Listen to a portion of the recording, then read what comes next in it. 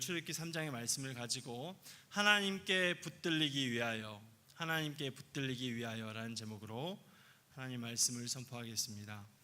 오늘 말씀을 보면은 이 말씀에 나타난 모세는 우리가 잘 아는 것처럼 출애굽의 사역을 완성한 그런 사람 아닙니까? 또 이제 이스라엘 백성을 40년간 이끌어가면서 이제 가나안 땅에 갈 수 있는 이런 길을 예비했던 훌륭한 지도자였습니다. 그런데 이 모세가 그의 사역 가운데 이제 처음 유월절을 보내고 그리고 장자 재앙을 통해서 이제 출애굽을 이제 시작하게 되죠.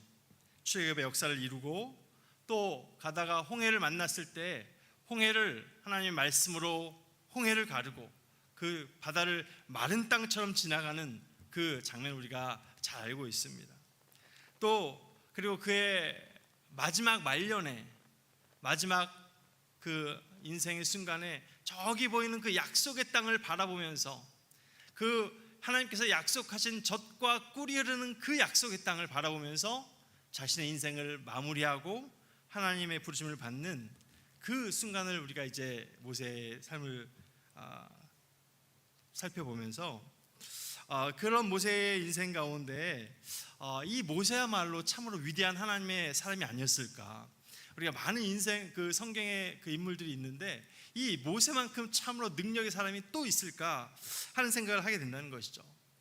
이렇게 훌륭하고 능력 있고 귀하게 쓰임 받았던 모세를 우리가 잘 알고 있는데 오늘 말씀에 이 모세의 그 이야기가 시작됩니다. 그렇다면 이 모세는 과연 얼마나 능력이 많은 사람이었길래 하나님께서 그를 친히 이렇게 사용해 주셨을까?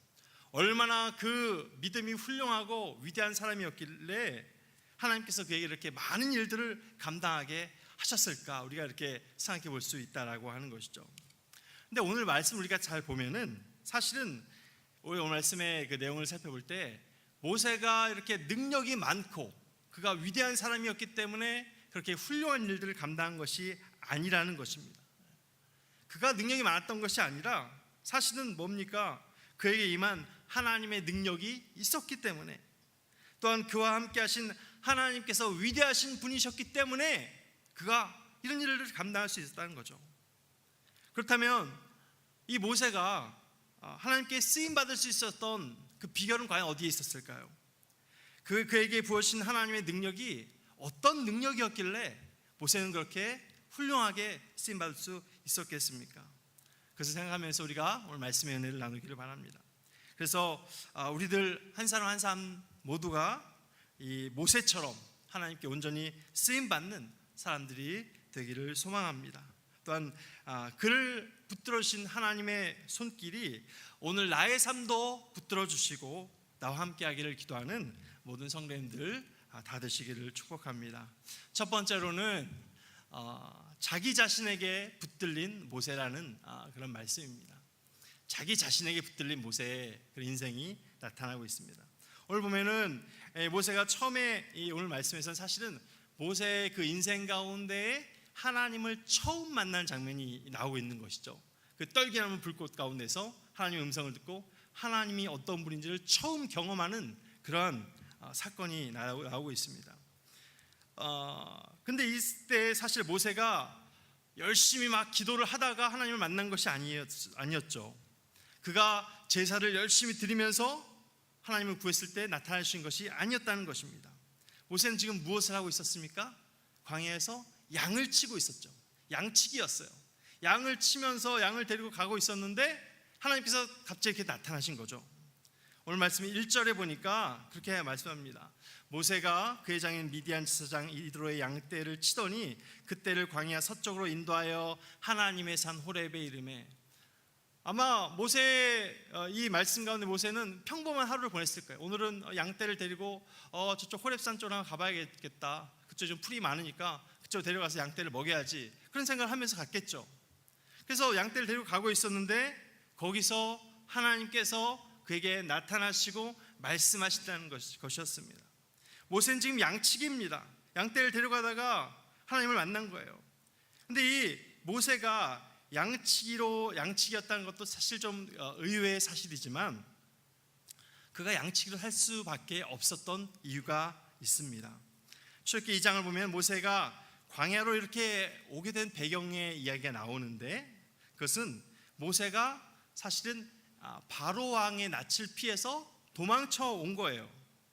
모세가 광야로 도망치기 전에 그는 어떤 일을 했습니까? 이 애굽 사람이 자기 동족 히브리인을 때리는 것을 보고 주위를 이렇게 둘러봅니다. 그리고 주위에 아무도 없는 것을 알고서 그 애굽 사람을 쳐 죽이고 그 사람을 땅에 묻었습니다.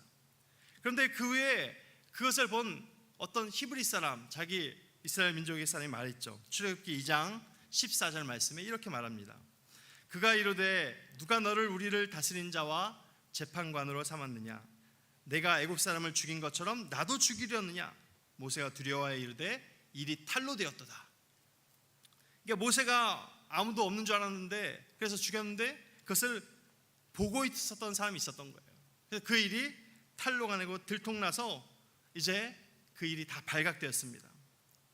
모세와 같은 행동, 그 애굽인을 쳐 죽인 행동을 우리가 생각해 보면은 사실은 그의 마음이 굉장히 순수하고 열정적인 사람이었겠다라는 것을 우리가 짐작하게 됩니다. 핍박당하는 자기 민족의 삶을 보면서 그 의분을 멈출 수가 없었던 것이죠. 그 핍박당하는 자기 민족을 보면서 그 열정 때문에 그 애굽인을 쳐 죽인 것입니다. 그런데 여기서 12절 말씀을 보면은 이런 말씀이 있습니다. 좌우를 살펴 사람이 없음을 보고 죽였다, 이런 말씀을 합니다. 좌우를 살펴서. 이것은 뭐냐면은 그냥 충동적으로 갑자기 마음이 끌어올라서 죽인 게 아니라 그 죽이는 과정이 계획이 돼 있었다는 거예요. 저 애굽인을 죽여야겠는데 보니까 아무도 없다는 거죠. 주위에 아무도 없으니까 지금이 좋은 기회다. 저 사람을 내가 죽인다면 아무도 모르겠고 이 일이 그대로 묻혀지겠구나 생각한 것이죠. 그 생각을, 계획을 가지고 자의적으로 일부러 그 애굽 사람을 죽였다는 거예요. 이 말씀이 뜻하는 것이 무엇입니까? 좌우를 살펴서 사람이 없음을 보았다. 이 말씀은 모세가 철저하게 사람의 생각과 사람의 뜻을 가지고 이 일을 했다는 거예요. 자신의 계획을 가지고 마음에 그런 생각, 인본주의적인 사람의 생각과 뜻을 가지고 일을 했다는 거예요. 어쩌면 욱하는 마음과 충동적인 행동으로 일을 저질렀을 수도 있는데, 그러니까 애굽인을 죽일 때에 사실은 모세의 마음 가운데는 어떻습니까? 그 사람을 죽일 때 그 마음에 하나님은 계시지 않았던 거예요. 그 모세의 생각을 가지고 그 일을 한 거니까 하나님께서 원하시는 뜻, 하나님의 방법, 하나님과 관계된 일이 아니었어요. 모세 자신의 계획과 뜻을 가지고 한 거죠. 사실은 이것이 모세가 지금까지 인생을 살아왔던 방법이었고 그의 삶이었습니다. 그리고 그 삶의 결과 모세의 삶은 허무한 인생이 되고 말았습니다. 그래서 자기 아들의 이름도 게르솜이다, 나그네다, 객이 되었다 이렇게 짓지 않습니까? 정처 없이 떠돌아다니는 자기 인생처럼 자기 아들의 이름을 지은 거예요. 그래서 그는 그의 인생을 살아가면서 이 광야에서 이렇게 양치기로 살아가고 있었습니다. 그래서 출애굽기 2장의 이 모세의 모습은 사실 우리가 볼 때 이 모세가 굉장히 쓸쓸해 보이죠. 모세가 초라해 보입니다. 우리가 알고 있는 그 모세의 위대한 그 모습과는 완전히 대조적으로 여기 있는 모세는 아무것도 가진 것이 없어 보이고 허무해 보이고 초라해 보이는 그러한 작은 모세의 모습을 보인다고 하는 것입니다. 그런데 이 모세가 이렇게 초라하다고 제가 말씀드린 이유는 단지 그가 양치기라서 그렇게 보인다는 게 아니라는 것입니다. 왜냐하면 사실은 우리가 잘 아는 다윗도 양치기였잖아요. 양치기를 하면서 위대하게 그의 삶이 인도함을 받았는데, 그럼에도 불구하고 모세가 양치기로서 초라한 인생을 살 수밖에 없는 이유는 과연 무엇입니까? 그것은 모세 자신이 하나님의 사명을 발견하지 못한 인생이었기 때문이라는 거예요. 하나님의 사명을 발견하지 못하고 자기의 계획에 따라 인생이 흘러가는 대로 그렇게 80평생 양치기로 살아왔기 때문에 그는 초라한 삶을 살고 있는 거예요. 80평생 자기 자신을 위한 삶으로만 살았기 때문에 그의 삶에는 하나님의 사명은 없었습니다. 하나님의 음성을 들을 수도 없었어요. 그래서 그는 초라한 인생을 살 수밖에 없었던 것입니다. 그런데 오늘 본문 이후에 모세의 삶은 어떻게 되었습니까? 참으로 멋진 인생, 영광된 삶을 살아가는 자로 바뀌었다는 것입니다. 왜냐하면 그가 하나님의 음성을 들었기 때문에 그래요. 하나님의 사람으로 그 사명을 따라서 살아가고 있기 때문에 모세의 삶은 굉장히 멋있는 삶이 되는 것 같습니다. 그의 사명 가운데 그의 능력에, 하나님의 능력에 붙들린 삶을 살았기 때문에 아마 모세는 우리가 아는 것처럼 이렇게 멋진 인생을 살지 않았을까 생각해 볼 수 있습니다. 그래서 우리가 인생을 살아갈 때에 내게 과연 하나님의 사명이 있을까 우리가 한번 질문해 봐야 됩니다. 내게 하나님의 사명이 있을까? 하나님의 부르심이 있을까? 우리에게 하나님의 사명이 없다고 하면 우리는 사실은 출애굽기 2장의 양치기 모세와 같은 삶을 살 수밖에 없다는 것이죠. 하나님의 나라를 위해서 사는 삶이 아니라 자신의 인생만을 위해서 살아가는 그런 인생이라는 것입니다. 허무한 인생이 되는 것이죠. 사랑하는 우리 성도 여러분, 하나님 안에서 사명을 발견하고 나를 향하신 하나님의 음성을 깨닫는 인생 되시기를 바랍니다. 그럴 때에 우리는 하나님의 뜻과 목적을 위해서 사는 삶이 될 것입니다. 그리고 그 하나님의 목적을 위해서 살 때에 큰 소망과 확신이 넘치는 삶을 살아가게 된다는 것입니다. 하나님의 위대한 능력을 경험하는 그런 삶이 될 것입니다. 우리 모두가 이 모세와 같이 하나님의 음성을 깨닫고 주님의 사명을 통하여서 주의 나라를 위해 살아가는 하나님의 종들이 다 되시기를 예수님의 이름으로 축복합니다. 두 번째로는 살아계신 하나님을 경험하라는 것입니다. 살아계신 하나님을 경험하라. 오늘 말씀에 보면 이렇게 허무한 인생을 살던 그 모세가 사명을 받게 됩니다. 그리고 하나님의 종으로 변화되는 그 이야기가 오늘 본문의 말씀인데요. 이 모세의 사명의 핵심적인 것은 무엇이겠습니까? 그것은 바로 바로의 통치를 무력화시키고 애굽의 우상을 깨뜨리는 것이 모세의 사명이었습니까? 이스라엘 민족을 구원하는 것이 모세의 사명이었을까요? 그것도 모세의 사명의 일부였을 것입니다. 하나님께서 그를 그렇게 사용하셨으니까요. 그것도 사명의 일부였지만은 그러나 진정한 모세의 사명은 바로 하나님을 경험하는 거예요. 이 자리에서 하나님을 경험하고 하나님이 어떤 분인지를 아는 것이 사실은 주님께서 원하시는 모세의 사명이라고 할 수 있습니다. 모세의 삶 가운데 이스라엘 민족의 역사 속에 여전히 함께 하시는 그 하나님을 깨닫는 것이 모세의 중요한 사명이었습니다.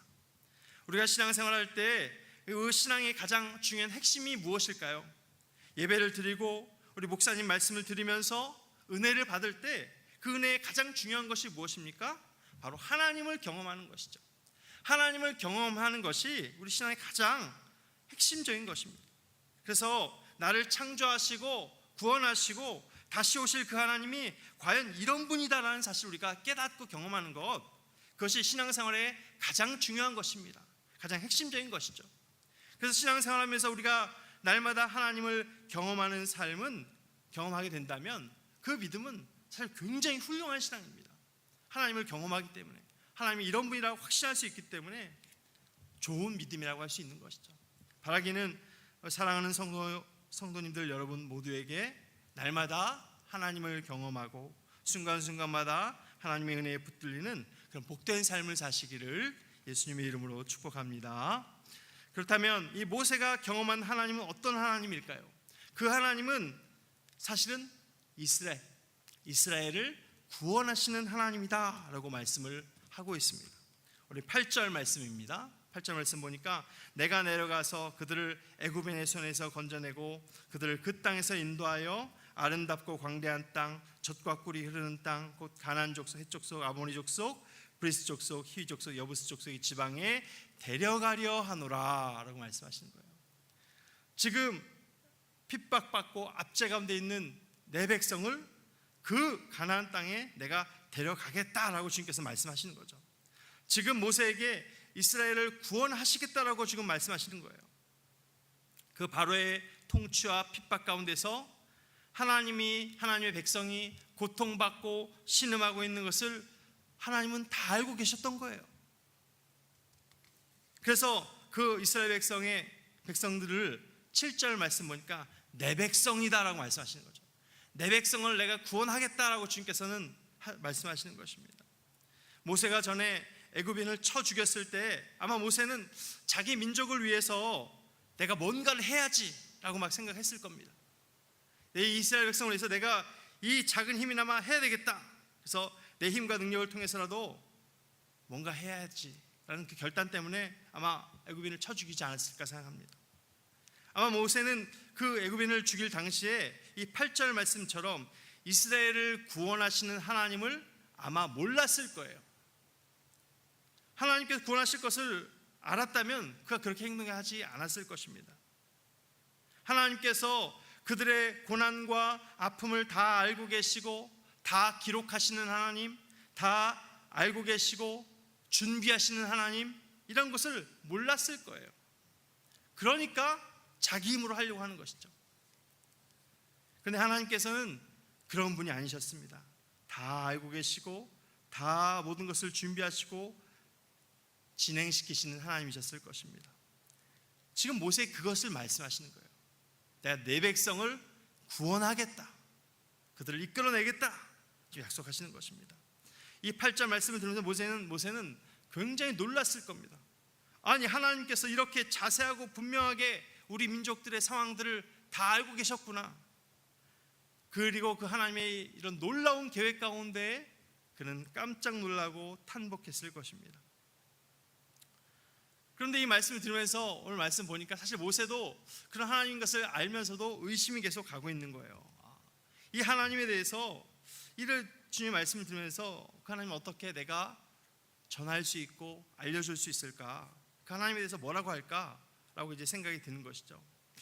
요즘 우리 교회 그 사랑의 전도대 사역이 아주 왕성하게 진행되고 있습니다. 그래서 어저께도 전도를 했는데요. 전도를 하면서 제 자신이 좀 이렇게 막막하게 생각될 때가 있는데요. 그것은 이 전도하면서 이렇게 작은 전도지를 나눠줄 때 하나님을 전혀 믿지 않는 분, 때로는 이게 조금 믿는 분도 계시지만 전혀 믿지 않고 저는 불교다 이렇게 말하시는 분들이 간혹가다 있는 것 같습니다. 근데 그렇게 말하는 분들에게 제가 믿고 있는 하나님, 우리가 믿는 하나님을 어떻게 설명해 드릴 수 있을까? 나를 구원하신 이 예수님의 그 위대하신 이름을 어떻게 설명해 줄 수 있을까? 사실 그런 부분이 좀 막막하게 느껴집니다. 전혀 모르니까 하나님을 알지도 못하고 깨닫지도 못하고 그런 것에 완전히 차단된 분들에게 어떻게 그 하나님의 이름을 설명할 수 있을까? 참 쉽지가 않은 것 같습니다. 아마 지금 모세가 그런 심정이 아닐까 생각해요. 지금 하나님을 경험하고 하나님의 음성을 듣고 있지만은 이스라엘 백성들에게 어떻게 그 하나님을 내가 전해줄 수 있을까라고 고민한다는 것이죠. 그래서 모세는 13절에서 그 내 백성 이스라엘 백성들이 그 하나님에 대해서 묻게 될 때에 내가 무엇이라고 말하면 좋겠습니까? 무엇이라고 말하리까? 라고 이렇게 질문합니다. 그때 하나님께서는 모세에게 아주 특별한 말씀을 이렇게 전해주시고 계십니다. 14절 말씀, 14절 말씀 우리 다 같이 한번 읽어보시겠습니다. 시작. 하나님이 모세에게 이르시되 나는 스스로 있는 자이니라. 또 이르시되 너는 이스라엘 자손에게 이같이 이르기를 스스로 있는 자가 나를 너에게 보내셨다 하라 말씀하십니다. 하나님을 제가 어떻게 설명할 수 있을까요? 하나님의 이름을 뭐라고 하죠? 라고 하니까 하나님께서는 나는 스스로 있는 자다 라고 말씀하십니다. 스스로 있는 자가 너를 보냈다고 해라 이렇게 말씀하시는 거예요. 그러니까 이 스스로 있는 자, 이게 하나님의 이름인 거예요. 우리가 이것을 여호와다라고 말씀을 하는데 스스로 있는 자, 이게 이름 같지 않잖아요. 뭔가 좀 이렇게 설명하는 말 같은데 이것이 사실은 하나님의 이름이세요. 스스로 있는 자.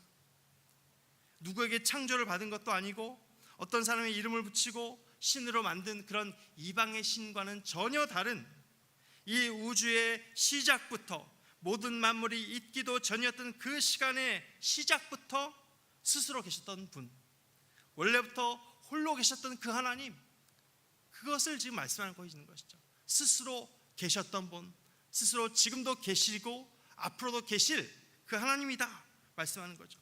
그래서 여기 이 스스로 있다라는 이 말은 사실은 우리가 이제 과거와 현재와 미래를 다 말씀하시는 거예요. 이 말 자체는 현재처럼 보이지만 스스로 있는 자다라는 말이지만 그 말씀을 생각해 보세요.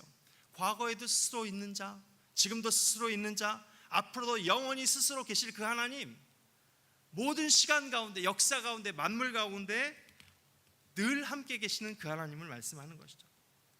그러니까 먼 옛날 창세기 때 그때도 홀로 계셨을 것이고, 또한 지금 이 순간에 우리 함께 하시는 임마누엘의 그 하나님, 앞으로 모든 시간들 속에 여전히 존재하실 그 시간을 초월하여서 계신 하나님을 지금 말씀해 주시고 있는 거예요. 나는 옛날부터 지금 미래까지 언제나 계신, 언제나 함께 있는 그 하나님이다 말씀하시는 거예요. 우리가 어떤 면에서 하나님을 경험한다라고 하는 것은, 그래서 이 하나님의 이름에 비춰볼 때 언제나 가능한 것이죠. 언제나 하나님을 경험할 수 있는 거예요. 왜냐하면 하나님께서 언제나 우리와 함께 계시는 분이기 때문에. 그래서 언제나 우리들이 하나님 앞에 나아가서 그 위대하신 하나님의 이름을 부르고 은혜를 사모하면서 주님 앞에 나아갈 때에 하나님은 우리들을 외면치 않으시고 우리의 기도를 들으시고 만나 주신다는 사실입니다. 아마 하나님께서는 모세가 이런 사실을 알기를 원하셨을 것 같아요. 그래서 그 하나님이 어떤 분인지를 지금 말씀해 주시는 것입니다. 사랑하는 성도 여러분, 우리들의 매일매일의 삶 속에서 날마다 함께 하시고 우리와 동행하시는 그 하나님의 은혜를 풍성히 누리시기를 예수님의 이름으로 축복합니다. 사실 우리가 신앙생활하면서 진정한 능력, 우리 안에 진정한 능력이 과연 무엇일까 할 때에 하나님을 경험하는 것이다 라고 할 수 있을 것입니다. 하나님께서 나와 함께 하시는 것을 우리가 확신한다면 우리는 두렵지 않을 것입니다. 모든 걱정과 불안이 다 사라질 것이고 하나님께서 나와 함께 하신 것을 믿을 때에 그 믿음 위에 서게 될 것입니다. 그래서 하나님께서는 이 약속의 땅을 앞에 두고 있는 이제 이스라엘 백성들에게 광야 생활을 마무리하고 가나안 땅을 바라보는 백성들에게 말씀하시는 거예요. 신명기 31장 6절 말씀에서 너희는 강하고 담대하라, 두려워하지 말라, 그들 앞에서 떨지 말라. 이는 내 하나님 여호와 그가 너와 함께 가시며 결코 너를 떠나지 아니하시며 버리지 아니하실 것임이라, 이렇게 약속해 주셨습니다.